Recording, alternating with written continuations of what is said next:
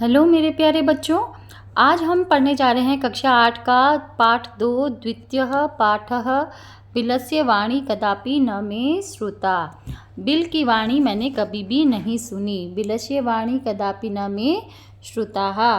Bill की वाणी, bill मतलब यहाँ पर गुफा से तात्पर्य है बिल का। तो यहाँ पर बच्चों एक शेर की और एक सियार की जो कहानी है, शेर और सियार की कहानी के माध्यम से संदेश दिया गया है कि हमें हमेशा सोच समझकर कार्य करना चाहिए। तो जो प्रस्तुत पाठ है वो संस्कृत के प्रसिद्ध कथा ग्रंथ पंचतंत्र से संकलित किया गया है। और पंचतंत्र का भी कौन सा तंत्र? तृतीय तंत्र। तृतीय मतलब तीसरा। तीसरा क्या? काकोलकीयम, जिसमें काक और उल्लू की कहानी से संबंधित नीति संबंधी कहानियाँ गई है। और इसके जो लेखक है वो पंडित विष्णु शर्मा है। और इसमें 5 तंत्र हैं, 5 भागों में बांटा गया है और उन प्रत्येक भाग को तंत्र कहा गया है। इस प्रकार इस पंचतंत्र के अंदर पंडित विष्णु शर्मा ने पशु पक्षियों को अपना पात्र बनाया है और पशु पक्षियों के माध्यम से नीति संबंधी आपको कहानियाँ बताई है, नीति, और आपको संदेश दिया, हमें संदेश दिया है कि किस तरीके से हमें अपने जीवन में अगर मुसीबत आए तो हमें भापना चाहिए। तो इस कहानी के अंदर भी एक जंगल के अंदर एक शेर रहता था। आपको एक शॉर्ट में स्टोरी बता देती हूँ कि वो अपनी शिकार की तलाश में जाता है। और जब देखो शिकार की तलाश में जब जाता है तो वो देखता है कि एक गुफा है। तो वो एक गुफा में जाता है। वो सोचता है कि इस गुफा के अंदर ज़रूर कोई ना कोई शिकार मिलेगा, लेकिन उसे लगता है कि ये गुफा, यहाँ पर ज़रूर अपना रहने वाला कोई ना कोई तो आएगा। यहाँ पर एक खर नखर नाम का ये शेर है और दधीपुछ नाम का सियार है। और वो ये गुफा जो है उस सियार की है। जब वो आता है सियार तो वो देखता है कि उसके जो गुफा के अंदर है शेर के पद चिन्हों के जाने की तो निशान है, लेकिन आने के निशान नहीं है, निकलने के निशान नहीं है, वापस निकलने के कोई निशान नहीं है। तो सियार जो था वो थोड़ा चतुर था, वो समझ गया स्थिति को। तो वो सोचने लगा कि अपने अंदर, इस गुफा के अंदर मैं अब कैसे जाऊं, रात होने को है। तो वो सोचता है कि चलो एक परीक्षण करते हैं। तो वो कहता है कि एक आइडिया सोचता है, वो एक विचार उत्पन्न करता है कि वो गुफा से कहता है कि हे गुफा, तुम, उसका आह्वान करता है कि मैं तुम्हारा मालिक आ गया और तूने अभी तक मुझे स्वागत नहीं किया। तो शेर जो अंदर बैठा होता है वो सोचता है कि ये गुफा शायद रोज़ आह्वान करती होगी अपने मालिक का, रोज़ अपने मालिक को आने पर उसका स्वागत करती होगी। आज शायद मैं अंदर बैठा हूँ तो ये गुफा डर रही है।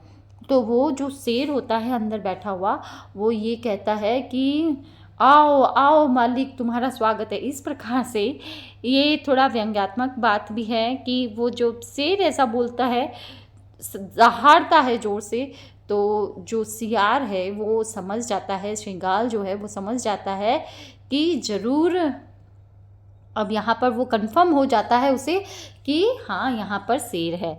तो इस प्रकार से उसने अपनी चतुराई से वो समझ जाता है और वो ये बात बोलता है कि मुझे तो यहाँ पर रहते हुए बूढ़ा हो गया, मैं रहते हुए बूढ़ा हो गया, परंतु बिलस्य वाणी न कदापि में सुनता, लेकिन मैंने कभी भी गुफा को बोलते हुए नहीं सुना, कभी भी गुफा की आवाज़ नहीं सुनी। तो बच्चों, इस कहानी के माध्यम से हमें यही बताया गया है कि हमें कोई भी कदम उठाने से पहले सोच विचार कर उठाना चाहिए। अगर हमें कुछ लगता है कि इस काम को करने में कोई ना कोई गड़बड़ी है तो हमें सोच समझकर कदम उठाना चाहिए।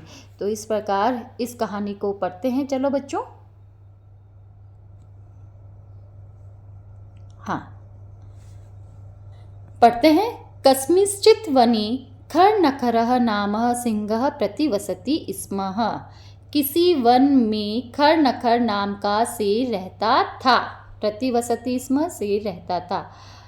सह, स्म जो शब्द है वो था के लिए, जैसे मैंने आपको पहले बताया था, अस्ति जो है वो प्रेजेंट टेंस के लिए है, वर्तमान के लिए है। अस्ति, स्तः 2 जने हैं और संति मतलब हैं। और स्म जो है वो क्या है? भूतकाल के लिए। सह कदाचित इतस्ततः परिभ्रमन् क्षुधार्तः न कस्मिंश्चित् अपि आहारं प्राप्तवान्। सह मतलब वह कौन? सिंहः खरनखरः नाम का शेर जो है वो कदाचित कभी इतस्ततः इधर उधर परिभ्रमण घूमता हुआ क्षुधार्तः मतलब भूख से व्याकुल, क्षुधा मतलब भूख से, आर्तः मतलब व्याकुल, भूख से व्याकुल, न किंचिदपि आहारम प्राप्तवन, कोई भी आहार उसे नहीं मिलता है। तो वो क्या करता है? ततः सूर्यास्त समय एकाम महती गुहाम दृष्ट्वा, सूर्यास्त के समय में उसने एक बहुत बड़ी गुफा को देखकर, दृष्ट्वा मतलब देखकर, सह अचिंत्यत उसने विचार किया, नूनमेतस्या गुहायाम रात्रो को अपि जीवः आगच्छति। नूनम मतलब निश्चित रूप से, एतस्या मतलब इस गुफा के अंदर रात्रि को कोई जीव आएगा, जरूर आता है। अतः अत्रैव निगूढ़ो भूत्वा तिष्ठामि, निगूढ़ो मतलब छिप करके, भूत्वा मतलब हो करके, यहीं पर ही छिप करके, तिष्ठामि मतलब बैठता हूँ। तो शेर है जो समझ जाता है कि ये जरूर किसी जीव की गुफा है और यहाँ पर रात्रि में जरूर कोई जीव आता होगा और वो वहीं पर छिपकर बैठता है। एतस्मिन् अंतरे गुहायाम स्वामी दधिपुच्छ नाम श्रृंगालः समागच्छत्। एतस्मिन् अंतरे इसी समय के बीच में, अंतरे मतलब बीच में, इसी समय के अंतराल में गुहायाः स्वामी, गुफा का स्वामी, दधिपुच्छ नाम का श्रृंगाल सियार समागच्छत् आ गया। दधिपुच्छ नाम का जो सियार है वो आ गया। एतस्मिन् अंतरे इसी समय में दधिपुच्छ नाम का जो सियार है वो क्या होता है? आ जाता है।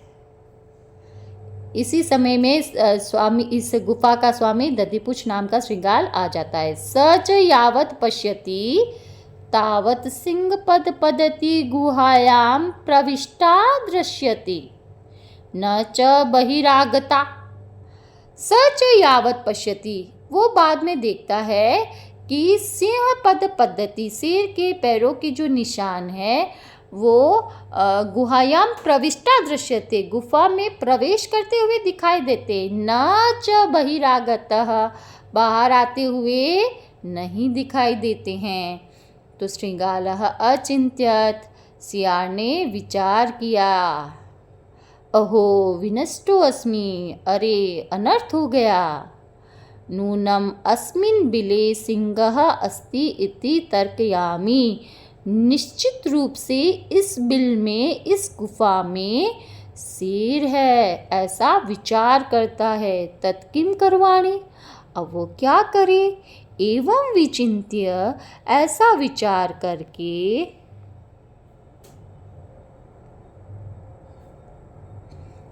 ऐसा विचार करके दूरस्थम रवम कर्तुम आरब्धः, दूर स्थित होकर के वो बोलता है, अपने काम को शुरू करता है। भो बिल किम न स्मरसि, हे गुफा क्या तुम्हें याद नहीं आया? यत् मया तव्यसः समयः कृतो अस्ति, यत् यद् अहं बहितः आगमिष्यामि तदा त्वं माम आकर्षयसि। आकर्षयसि मतलब सत्कार करोगे। हे बिल, हे गुफा, क्या तुम्हें याद नहीं है? यत् मया तव्यासः समयः कृतो अस्ति, कि मैंने तुम्हारे साथ ये समयः मतलब मैंने ये वायदा किया था, हमने ये बात तय की थी कि यदा अहम, जब मैं बहितः प्रत्यागमिष्यामि, बाहर से जब कभी भी मैं वापस आऊँगा, तदा त्वम, तब तुम, माम मुझको आकर्षयसि मतलब मेरा आह्वान करोगे, मेरा सत्कार करोगे। यदि त्वं माम आह्वयसि तर्हि अहम द्वितीयं बिलं यास्यामि इति, यदि तुम मुझे आह्वान नहीं करोगे तो मैं द्वितीयं बिलं यास्यामि, मैं दूसरे बिल में, दूसरी गुफा में चला जाऊंगा। अब यदि तुमने मुझे आह्वान नहीं किया तो मैं दूसरे बिल में चला जाऊंगा।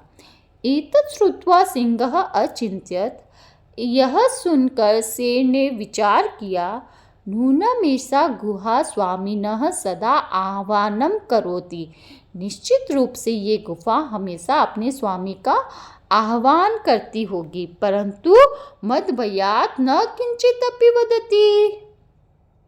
हो सकता है कि मेरे भय से ये कुछ भी नहीं बोलती है।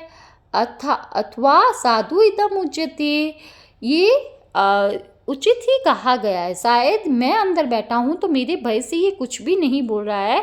अब एक उक्ति के माध्यम से बताया रहा है कि भय संत्रस्त मनसाम हस्तपाद आदि कहा क्रिया प्रवंतते न वाणी च विपतुश्च अधिका भवेत। तो हाँ, अथवा साधु इदम उच्यते, यह उचित ही कहा गया है।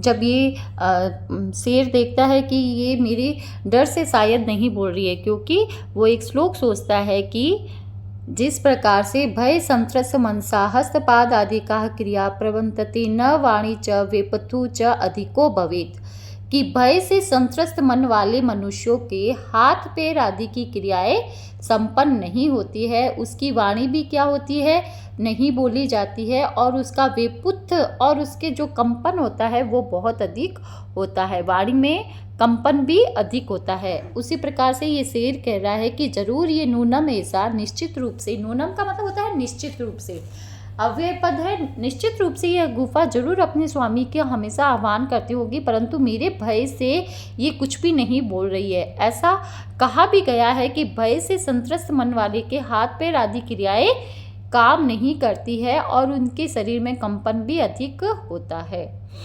तो वो क्या विचार करता है शेर, तद अहम अस्य आह्वानम करोमि, तो मैं इसका आह्वान करता हूँ, एवं स बिले प्रविश्य में भोज्यम भविष्यति, और जब मैं इसका आह्वान करूँगा तो इस प्रकार से वो बिल में प्रवेश करेगा और मैं उसका भोजन बना लूँगा।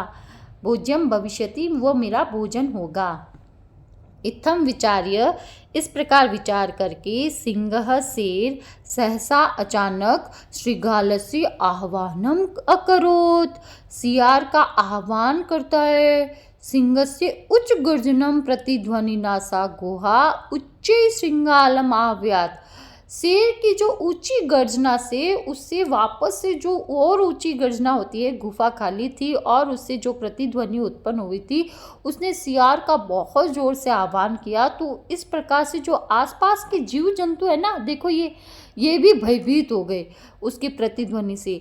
अनेन अन्य अपि पशवः भयभीताः अभवन्, और इस प्रकार से अन्य पशु भी क्या हो गए थे, भयभीत हो गए। श्रृगालो अपि ततः दूरम पलायनम, और सियार भी उससे थोड़ा दूर पलायन कर गया, दूर हो गया। इमाम अपठत, और यह श्लोक पढ़ता गया, यह पढ़ता गया। क्या श्लोक पढ़ता गया वह,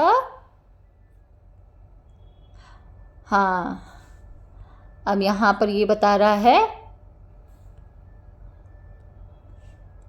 कि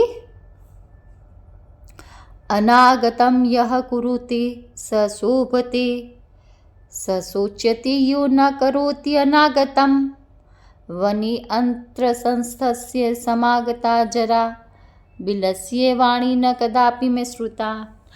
अनागतम मतलब आने वाले भय के बारे में, आने वाले दुख के बारे में, आने वाले जो चिंता है, आने वाला जो कष्ट है उसके बारे में यह कुरुते, जो सोच लेता है, जो काम कर लेता है, वो तो क्या पाता है, शोभा पाता है, वो तो खुश रहता है जो आने वाली विपत्ति को भांप लेता है। स सोचते, और उसकी स्थिति सोचनीय है। यो न करोति अनागतम, अनागतम का मतलब होता है आने वाली विपदा, आने वाले संकट को जानकर जो कुछ भी नहीं करता है उसकी स्थिति क्या है, विचारणीय है।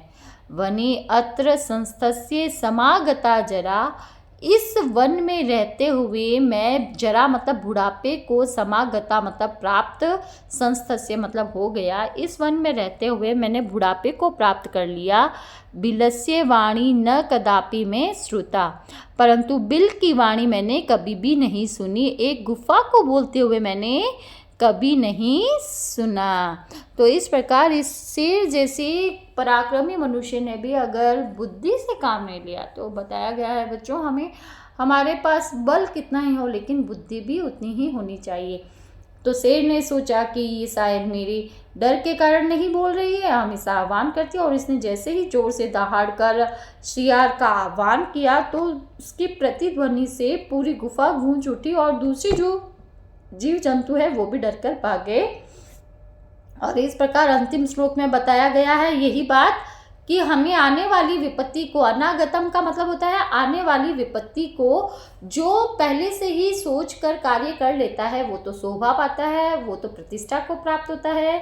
स सोचेते ये नो करोति अनागतम, और उसकी स्थिति शोचनीय है जो न करोति कोई भी कार्य नहीं करता है अनागतम आने वाली संकट को सोचकर।